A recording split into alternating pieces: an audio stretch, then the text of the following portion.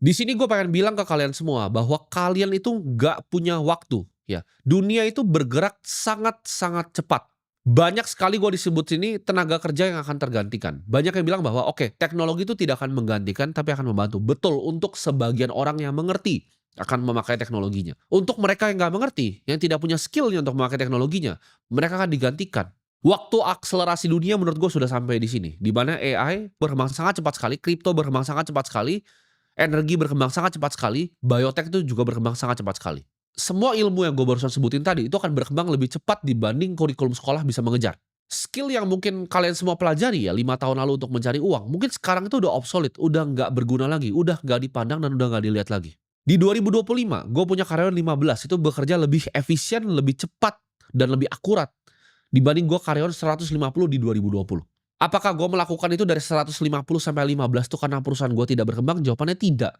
Karena teknologi sudah lebih efisien. Sudah tidak dibutuhkan lagi orang sebanyak itu. Tapi pekerjaan 15 ini itu kayak pekerjaan 1.000 orang sekarang. Jadi gue nggak perlu scaling dari 150 ke 300, 500. Perusahaan yang besar dan banyak karyawan itu udah nggak matters lagi. Karena perusahaan billion dollar seperti Telegram aja karyawan cuma 30. Ya. Telegram tuh entire karyawan cuma 30 sekarang. Jadi udah nggak teli lagi, orang zaman dulu bilang, "Oke, kalau mau perusahaan besar tuh harus punya karyawan yang banyak." Jawabannya tidak. Nah, ke depannya pengusaha-pengusaha yang di depan ya, perusahaan-perusahaan yang besar akan sadar hal yang gua sadari, bahwa 15 tuh bisa kerjain 150. Jadi kalau punya 1.500 bisa dikerjakan dengan 150. Bahkan ke depannya 1.500 bisa dikerjakan dengan 15. Perusahaan akan berubah. Dia nggak akan jadi jaringan karyawan besar tapi special force. Tapi gimana Bang kalau pabrik? Itu semua akan digantikan oleh humanoid robot. Jadi yang bekerja clerical tuh bakal digantikan semuanya, semuanya akan digantikan. Dan dalam 4 sampai 5 tahun ini bakal susah untuk mencari kerja. Ketika banyak pengusaha yang sudah melek seperti gua. Dunia internet ini memberikan kesempatan untuk kalian semua di sini yang ibaratnya mau belajar ya, punya willingness to learn, pengen belajar, pengen tahu hal baru. Untuk mereka yang skeptis, mereka yang sok pintar, gua say sorry di sini kalian akan ditinggalkan oleh dunia. Teknologi memang ada di sini untuk membantu manusia, tapi di saat ada revolusi teknologi yang besar, ya, ketika mesin jahit ditemukan, banyak orang yang akhirnya nggak punya pekerjaan harus beralih ke skill yang lain.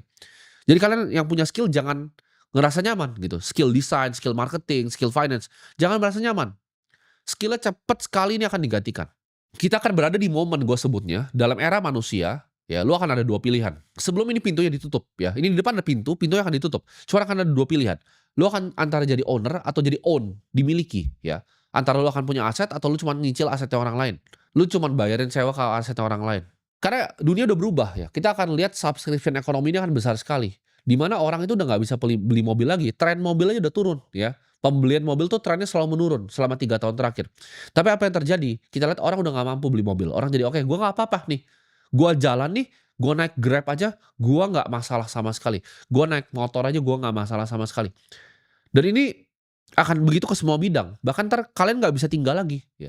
Semuanya kalian subscribe, gitu. Apartemennya orang yang punya kalian nggak bisa beli, kalian harus sewa apartemennya. Ketika kalian sewa apartemennya, makanannya kalian sewa juga. Kalian bayar subscription untuk makanannya. Kedepannya dunia akan mengarah ke sana. Semua akan jadi subscription ekonomi, you will own nothing. Karena ini agendanya World Economic Forum, ya. Udah sering disebut di forum-forum dunia bahwa you will own nothing, lu nggak akan punya apapun dan lu akan jadi orang yang bahagia. Jadi antara jadi owner atau dimiliki sama orang lain. Nah, dari 2 tipe manusia ini akan kita bisa filter nih mana yang akan jadi owner, mana yang akan jadi dimiliki. Dari mana? Dari kebiasaan hidupnya. Yang akan jadi owner nonton video-video seperti ini gitu. Yang di-own sama orang lain itu akan ngerasanya, "Aduh, gua ini cuma scrolling TikTok," gitu kan, ada gosip artis terbaru gua ikuti, ada gosip ini terbaru gua ikuti. Gampang sekali ya, pikirannya ke kanan ke kanan ke kiri diatur gitu loh. Karena mereka yang bisa kontrol atensi kamu, akan kontrol dunia kamu, gitu. Kalau kamu bisa dikontrol, apa yang kamu pikir, ya, kamu nggak akan bisa jadi pemikir yang mandiri. Ketika mereka cuman kasih satu isu kamu bisa ke kiri, ya. Kasih isu misalnya artis selingkuh, wah langsung kalian ke kiri. Artis dihamili, kalian ke kanan. Ketika ada isu penting yang sebenarnya terjadi di depan mata kalian, kalian nggak bisa lihat gitu loh, ya. Itu sudah perbudakan di era digital, kalian terperangkap di algoritma media sosial. Nah, kompetisimu tuh banyak, ada orang yang ngomong seperti itu, ada orang yang suka dengan gosip-gosip seperti itu. Tapi di sisi yang lain ada yang bangun jam 6 pagi, dia fokus, dia kerjakan yang terbaik setiap harinya, dia tidak pernah berhenti, setiap harinya dia melakukan yang terbaik demi terbaik demi terbaik untuk mengubah hidupnya. Sedangkan lu di situ cuman scrolling sosial media, cuman maki orang di sosial media, ya. Sudah kelihatan jelas nih arahnya, mana yang akhirnya bisa ke kiri, mana yang bisa ke kanan. Di saat lu lagi gosip, di saat lu lagi jadi haters, ada anak yang di umuran sama dengan lu, berkompetisi, bangun pagi, pelajarin ya, bangun, ya kan, dia belajar, oke, aset masa depan tuh apa? Kira-kira skill apa aja? Gimana caranya gue mengerti artificial intelligence ini apa? Gimana caranya gue ngerti renewable energy ini apa? Gimana caranya gue ngerti next gen-nya dari biotech itu apa? Dan lu masih di situ santai-santai gitu kan.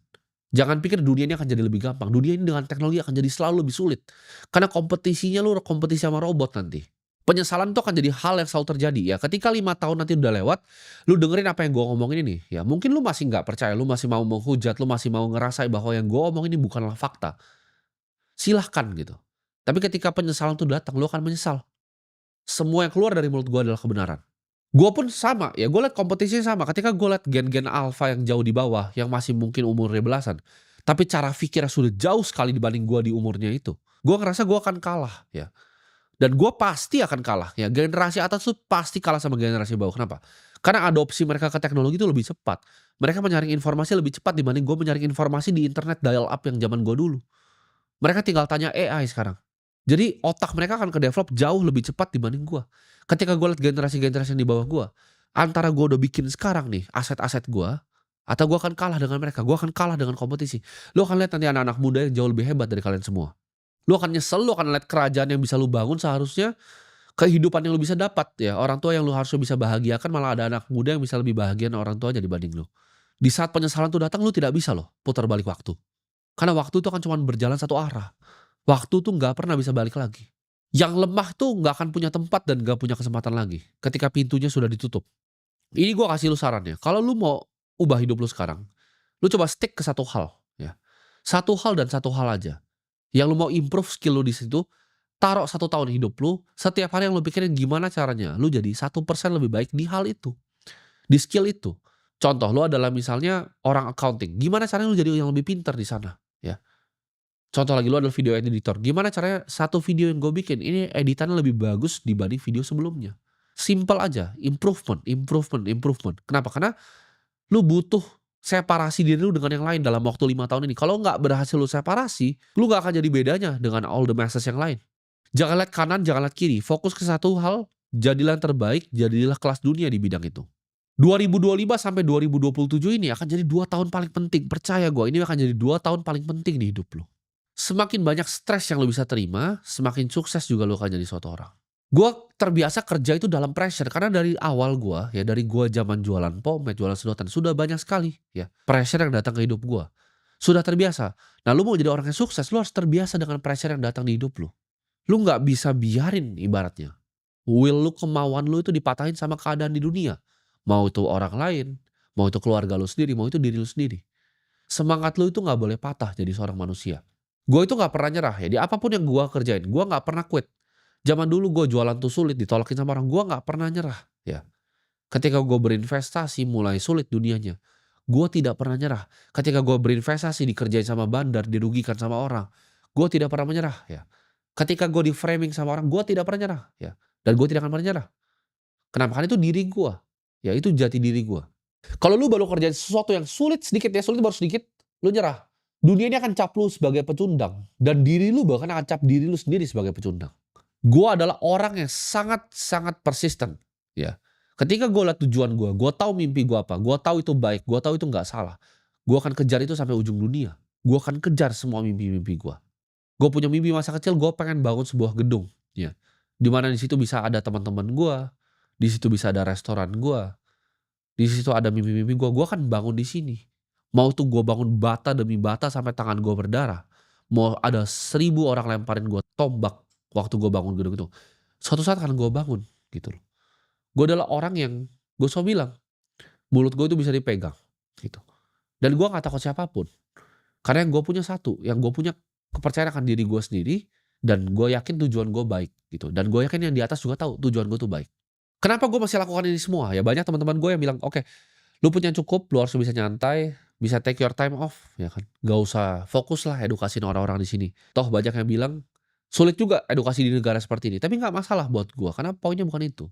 Gue bikin ini semua karena gue ada janji yang gue bikin ke Tuhan. Waktu gue dulu ya, di saat gue bilang, Ya, ketika gue bebas dari jeratan rantainya, gue akan bebasin semua kalian dari jeratan rantainya. Nah, gue nggak takut, ya banyak yang nggak suka, banyak orang-orang di atas sana dengan kekuasaan yang luar biasa yang nggak suka, gue nggak masalah, gitu. Mereka nggak suka gue bebasin rantainya dari kalian, nggak masalah gue. Mungkin nyantai itu bukan jalan hidup gue, ya. Alexander mungkin bisa berhenti ketika dia kuasain Bunuh yang pertama. Tapi jawabannya gue gak akan berhenti, ya either gue mati mencoba kuasain sampai ke India kayak Alexander, atau ya udah mati di jalan aja gitu kan. Antara lu bisa kontrol pikiran lu atau mereka nanti yang kontrol isi pikiran lu ya, mereka akan lemparin pengalihan isu nasional, mereka lemparin segala macam, sampah dikasih ke lu, lewat buzzer-buzzer mereka ini ya. Jangan cuma jadi budak algoritma yang gampang diatur pikirannya. Gue merasa gue lahir di dunia ini karena gue dititipin untuk membawa sesuatu ya. Untuk membawa obor edukasi, untuk bangunin kalian, untuk bebasin kalian dari jeratan rantainya. Apakah ada yang gak suka? Pasti luar biasa banyak sekali yang tidak suka dengan apa yang gue sedang kerjakan, ya kan? Sebelum ada semua ini ya, banyak akan coba framing gue dengan naratif-naratif. Misalnya gue contoh, gue memang punya misi untuk beneran edukasi, ada yang bilang, "Oke, gue bangun sekolah untuk cuci cuci nama." Nggak masalah, gitu. Nggak masalah, gue di framing seperti itu nggak masalah. Karena sebelum ada kamera nih, sebelum sekolah pertama gue bangun itu di NTT, di Sumba ya. Gue tuh 2021 tuh udah beasiswain dari 200 anak ya, anak yatim 200 biji gue udah beasiswain tanpa kamera, tanpa ini semua ya. Gue udah sekolahin banyak orang. Gue pengen mereka yang gak punya kesempatan tuh punya kesempatan. Gue pengen kalian semua yang di balik layar di sini gak pernah dapat edukasi di sini, bisa dapat kesempatan untuk gue mengedukasi kalian di sini. Karena gak bisa kalian datang ke sini sesuatu, ya. Mungkin nanti kalau gue udah punya gedung ya, gue kumpulin kalian di auditorium gue yang besar itu gratis, datang aja. Cuman selama gue nggak bisa belum bisa melakukan itu, ini kanal terbaik yang gue bisa lakukan gitu loh. Dengan lihat tatap muka seperti kalian ini, sini. Gue bilang, "Lu nggak akan pernah bisa stop gue, lu nggak akan pernah bisa cancel gue." Kenapa? Karena yang gue keluarkan adalah sebuah ide, ya. Seorang manusia mortal tuh selalu bisa mati, tapi ide itu nggak akan pernah bisa mati. Dari kalian yang tidak tanamin bibit kalian sekarang, lu akan menerima ganjaran di masa depan. Lu yang nggak mau dengerin omongan gue untuk kerja keras sekarang, lu akan menerima nanti 2030 ganjarannya seperti apa. Untuk gue ini bukanlah sekedar game yang gue cuma main 1, 2 tahun ya. Ini adalah berkat yang dititipkan ke gue ya. Ini adalah titipan. Semua yang gue dapatkan di dunia ini adalah titipan yang dititipkan ke gue. Dan ini akan gue manfaatkan sebaik-baiknya gitu. Arah dunia ini cuma dua ya. Antara lu punya tahta yang akhirnya lu bisa jadi berkat untuk banyak orang, atau lu jadi budak di rantai di sistem. Itu nggak ada tengahnya ya.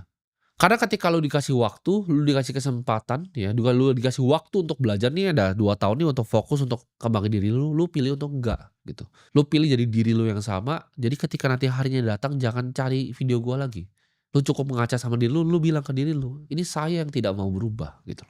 Jadi inget ya, waktu lu semua itu tinggal sebentar lagi ya, dan peperangannya baru saja dimulai.